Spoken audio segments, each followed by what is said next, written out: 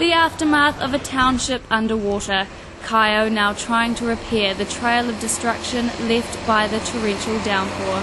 Devastating. There was up around 300 millimetres of rain, and it started about 1:30 during the night, and by 10, 11 o'clock it was getting pretty bad down here. Yeah, there's a lot of water came down, very reminiscent of what happened three months ago.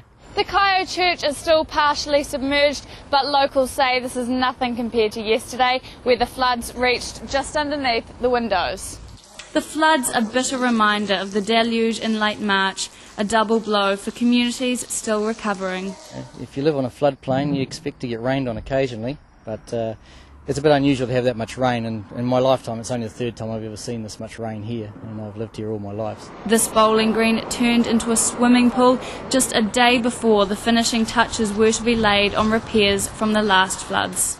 It's a bit of a blow. We've relined the whole of the inside of the Kaeo Bowling Club room, and as Chris has just said, we're just right on the death throes of the job. The lino and the carpet was going down tomorrow, and we have another 500 mils of water go through the same property. Not good.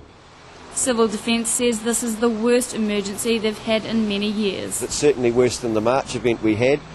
It's over a much wider area, and therefore the problems across the district are much greater. At the moment we've probably still got 160 people who are displaced. And the effects of the floods will be felt across the country. Costs amounting well into the hundreds of millions of dollars for this year, and that's going to put a pressure not only on the insurance industry, on premiums and on insured people.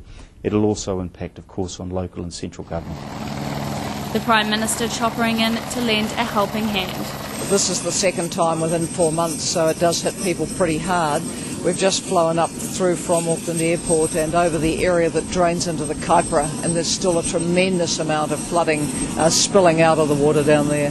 Civil Defence says it'll be months before the true cost of the floods will be known, but for now Kaeo has to get out its mops and brooms and try to forget the wet.